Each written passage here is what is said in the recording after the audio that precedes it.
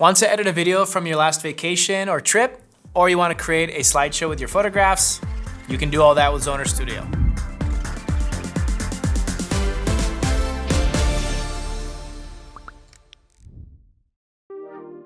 Howdy everyone, in this one we're going to be covering the video module in Zoner Studio. I'm going to show you where everything is, how it works, and how we can take advantage of this module in Zoner Studio.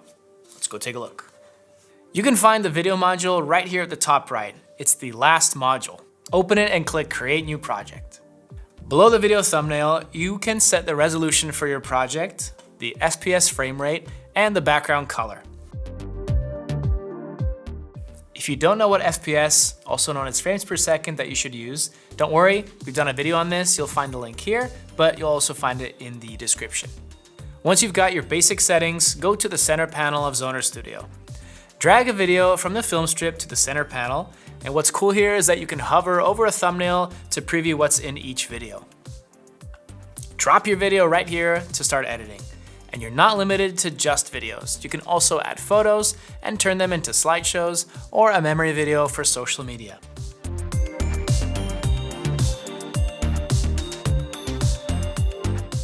You can find settings for each track right here on the left. Click this icon to collapse that section if you want more space.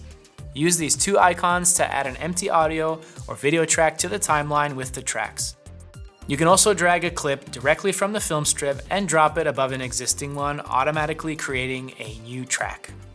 Next to these two icons are three more options that are enabled by default. Snap helps clips snap together so that you don't have to line them up perfectly. And automatically move playhead on click jumps to playhead to whenever you click in the timeline. Automatically select clip under playhead highlights, whichever clip is under the playhead, and shows it in the preview. And speaking of playheads, here are four handy tools. These outer two are used to set the start and end points of a clip. Hover the playhead over to where you want the clip to begin and click the icon to crop it. The scissors icon is used to cut without removing part of the clip, so you can work with each part separately. And this triangle adds a marker anywhere to the clip. When you click it, you can write a note or reminder. Back to tracks.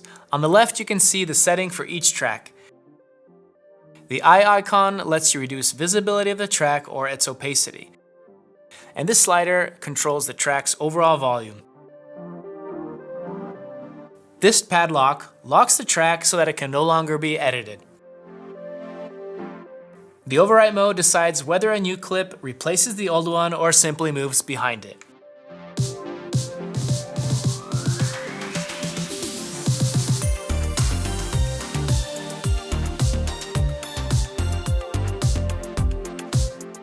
And this is the Show Keyframes icon, and I recommend turning it on. Lastly, the trash icon obviously deletes a track. Now let's check out the right panel. The first settings group you can modify is length and speed, which lets you change the clip's position on the timeline, trim it, speed it up, or slow it down. And if you're not sure what each tool does, just hover over it to show a tool tip. Some of the tool tips even include a link to a very useful article.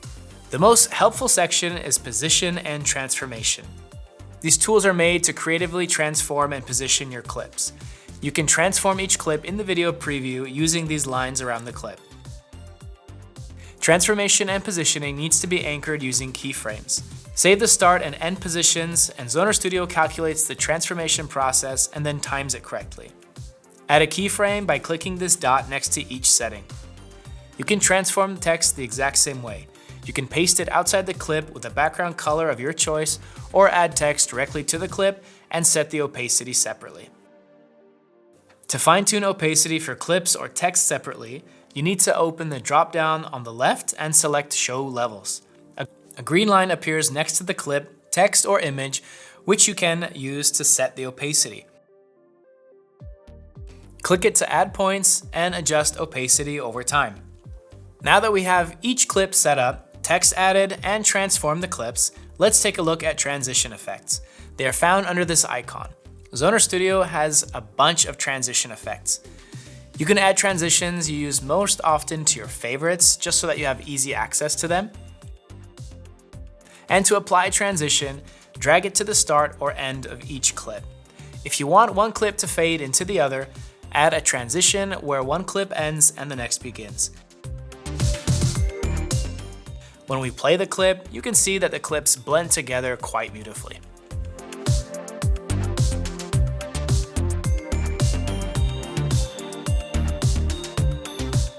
Now let's add some audio. You can either use the original video track or add other audio, like from a sound bank, for example.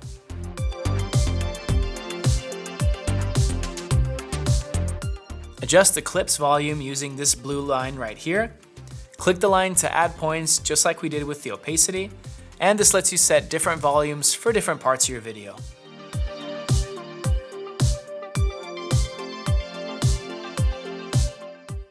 In the right panel, next to position and transformation, you can find the tools for audio adjustments.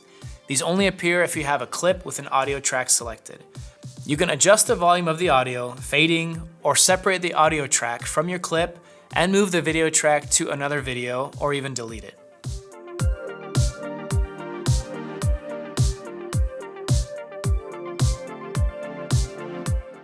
If you select a video or image clip, image adjustments appears. You can adjust the clip's white balance, exposure, color, sharpness, vignetting, and even fading. If you want to learn more about video editing with Zoner Studio, you'll find a link here, but also in the video description, and it's in our playlist, Shooting and Editing. When you're done editing your video, click Export Project in the right panel. Choose where you want to save it, name it, and then adjust the video parameters in this window. Click Export, and you're done. Using all the tools available in the video module, your final video clip might look something like this.